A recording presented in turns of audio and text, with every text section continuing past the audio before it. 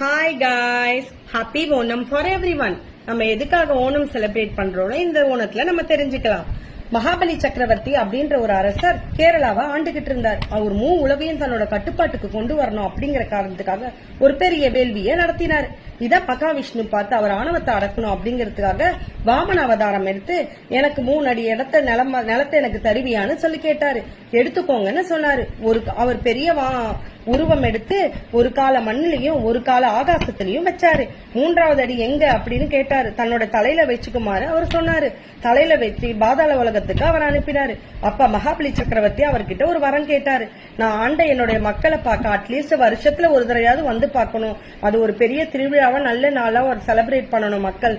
அந்த ஒரு நாள் எனக்கு கொடுங்கன்னு சொன்னாங்க. அந்த நாள் தான் நம்ம ஓணமா இன்றும் கொண்டாடிக்கிட்டு இருக்கோம். அதனால எல்லாரும் ஆணவத்தெல்லாம் விட்டுட்டு அன்போடையும் பண்போடையும் நடந்துப்போம். ஹாப்பி ஓணம்.